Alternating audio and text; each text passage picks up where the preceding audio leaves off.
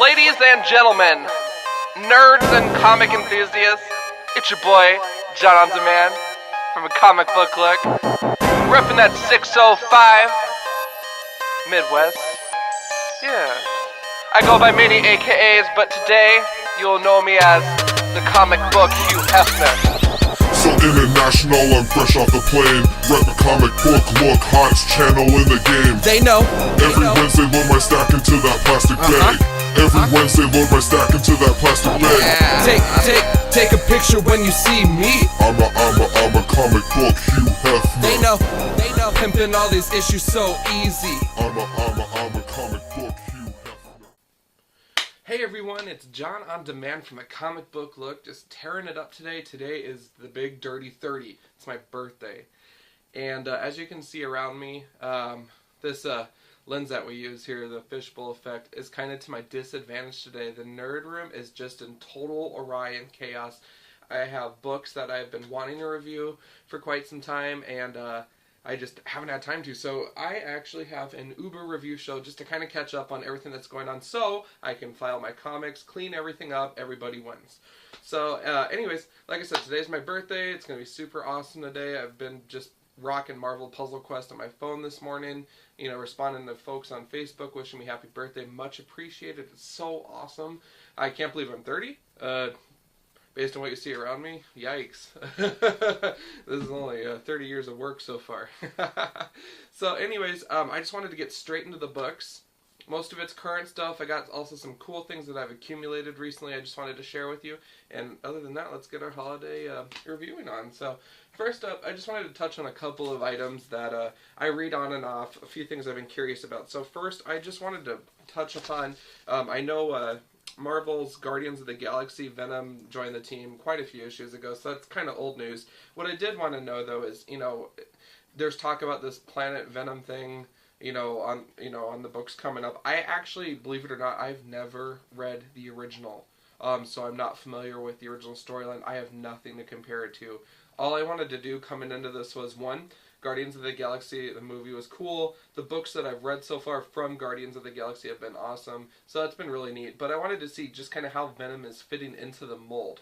So I picked up issues 21 and then just recently 22 as well. 21 left many readers, including myself, with a bit of a shell shock. Venom, spoiler, the symbiote merges with Groot. And then it ends with, I am Venom.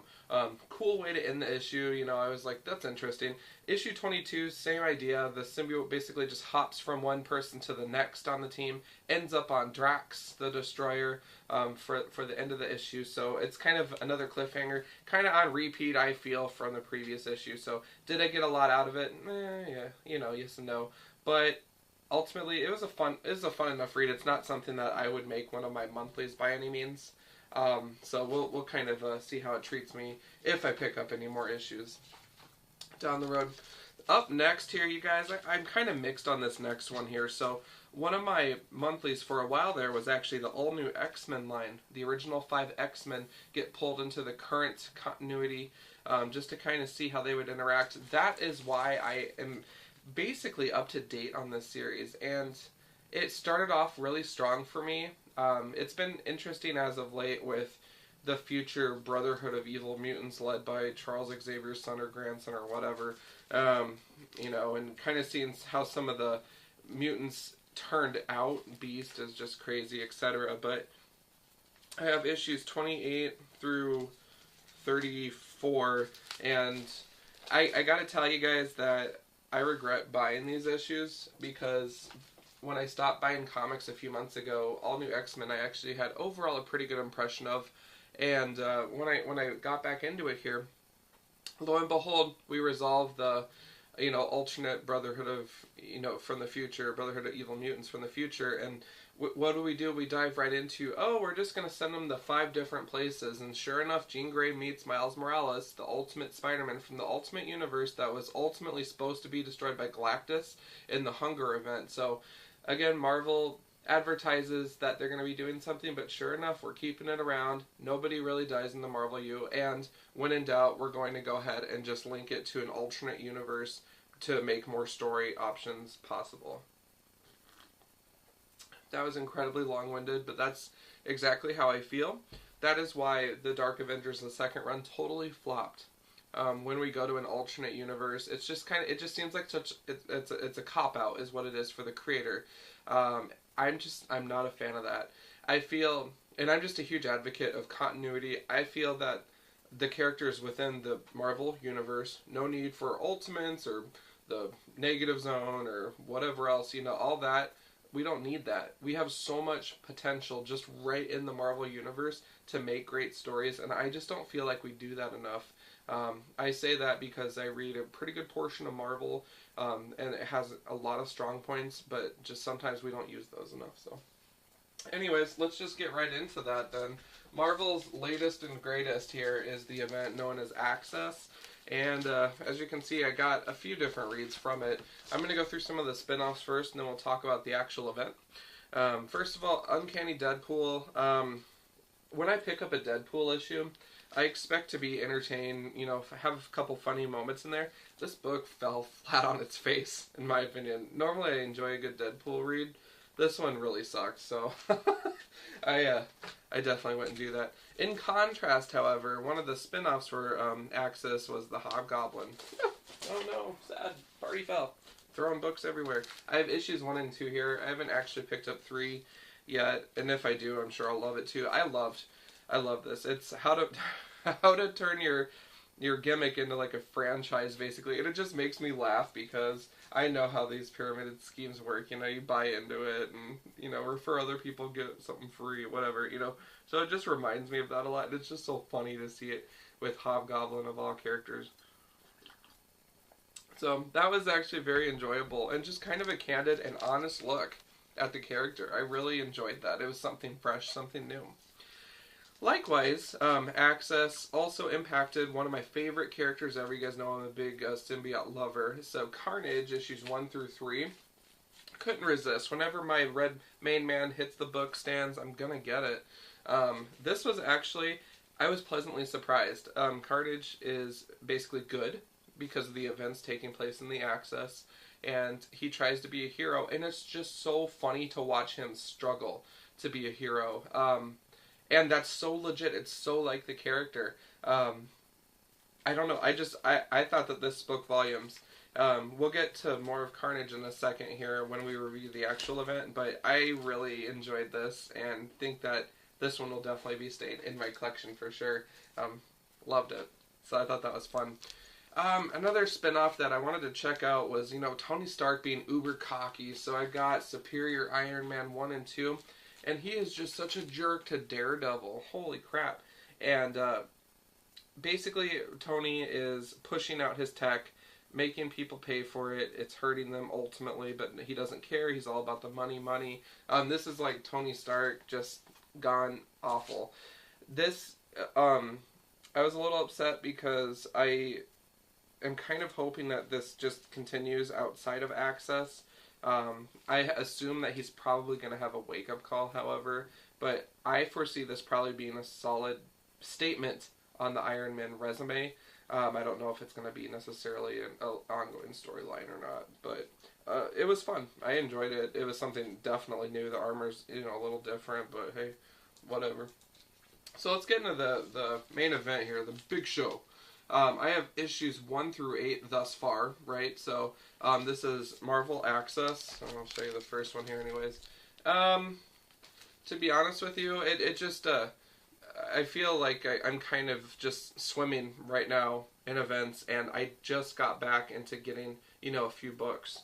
So what that tells me is that nothing really has changed with Marvel storytelling with their methods, and I almost want to say that I enjoy some of the older stuff I'm reading right now versus the new stuff, because right now it just feels like we have to be on constant overdrive with the characters. Like, when do you ever see Colossus grabbing a bite to eat or sitting down?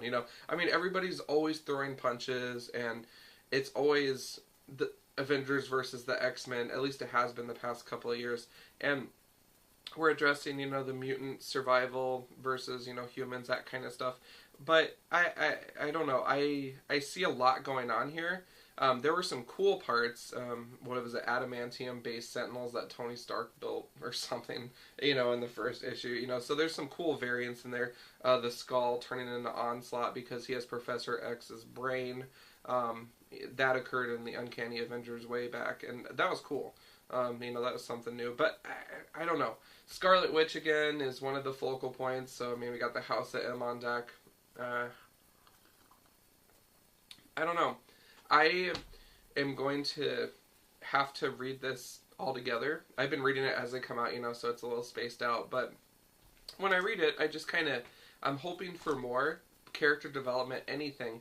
But I see characters like Mystique appearing in there, and why? What is going on? How does this impact her as a character? Is this ever going to be referenced in another issue ever? So is it memorable, right? I don't know if I see any key moments for characters like that. The one exception to that I touched upon earlier was Carnage, actually, under the influence of being a good guy, sacrificed himself towards covering a bomb with his symbiote grossness, I guess.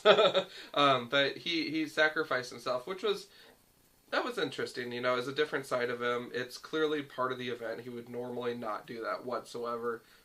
But it felt true to character because he was making a joke like, Spidey, make sure that you promise me they'll make a memorial of me made out of jewels and gold and, holding a Confederate flag and all that stuff. So it's typical Carnage stuff. I don't know though. I can't. I'm going to just, try to read the event in its entirety first and make an informed opinion on it. But so far, that's just kind of how I feel, It's everybody in the mix, and for having so many cool characters, I just kind of feel like it's kind of meh. I don't know. So I don't know what's wrong with it, but I don't know. Just not my favorite. So some cool things that I've acquired lately. These are just kind of little onesie-twosies, but I'm a huge fan of the holographic covers here. Not holographic, but the little switcheroo covers for the New Futures and New 52. Just kind of onesies. They just move the images back and forth. It's really cool. So I got Catwoman, Red Lantern, Harley Quinn, Batman, of course. Batwoman, love Batwoman. Just got the first 4 trades of Batwoman just so I can read the storyline in its entirety. Artwork was beautiful from the first few issues, if I recall correctly. So that just drove me. I just really want to learn about the character and check it out. So it seemed like a strong run from what I had read from Tom. So I got the first 4 trades of that a couple weeks ago. I just got to read it. Of course, Green Arrow. Of course, got to check in on Ollie. Loving that show. Other cool things that I got recently. I got a pair of Scotty Youngs here. So I checked out Angela Asgard's Assassin. And then also Spidey 2099, just a Scotty Young variant. The Angela one, it was okay. I don't think that it's something that I would steadily pick up, but it was okay. Spider-Man 2099 was also okay. I think that down the road, I would love to check it out in bulk. I used to read the 2099 comics. I have the entire X-Men run, and then some of Doom, and then Spider-Man as well, the first run of that, Spider-Man 2099. So I really enjoyed that. Other cool things that I got recently, the Spider-Man #1, it was the 100th anniversary. It was just a cool cover of Kingpin meets Venom. Really a mean rendition. It was a cool issue. I was like, I'm getting absolutely nothing out of this, but that's cool. The other thing too, this was a recent Marvel event, kind of. In the pages of Amazing X-Men, you have the Wendigo, World War Wendigo or whatever. Alpha Flight made a reappearance, which I thought was cool. You guys know how I feel about Alpha Flight. So I got my wall over here. This is fun. It was just cool to get to check in with them, see how it's going in Canada. We don't have an ongoing series going, unfortunately. We should, in my opinion. I love that small issue, that small run we had just recently a couple years ago. It was mean. It was fun, and it fit right in with the Marvel EU. I'm disappointed that they stopped. But it's just strong, rich characters, and just so fun. Just a different take on mutants and superheroes in general. So, I don't know. Don't get me going on that. I enjoyed that event, though. It was fun. Glad that I picked it up. So the final thing here is that Ken and I actually did 6 months of Loot Crate. And we got some cool exclusives I just wanted to show you before I file these away. The Rocket Raccoon one already got filed away. But these two did not yet. So I have Walking Dead issue 132. This is a Loot Crate exclusive. I'm just keeping it straight in the plastic. So no problem. And then I actually already have 2 copies of this one. This arrived in our December crate. It's a Batman issue 36 Loot Crate exclusive. And that one's staying in the plastic as well. I have 2 copies of that, different covers. So this one, no need to take it out. But I really like that about Loot Crate, is just giving us something fun and different from what you can get readily at the comic shops. So, I don't know. I really think that there's a lot of neat things going on right now in comics. The TV shows for DC are just killing it. One caveat I got to throw to that, however, is I've been watching, Ken and I have been watching Agents of S.H.I.E.L.D. Season 1, and it got knocked a lot. I knocked on it. The first episode was okay. You know, I watched it way back in the day when it first came out. But as I'm watching Season 1 now, I actually find myself wanting to I want to watch the next episode. I want to see what's coming up. I love the character development. I'm just totally nerding out on any little table scrap of characters mentioned. So it's cool. We're on episode like 8 or 9 right now. Loving it. I know season 2's been out and it's, currently playing whatever, but we're just doing the best that we can. Loving that show. I think that more Marvel would be awesome on TV, my opinion.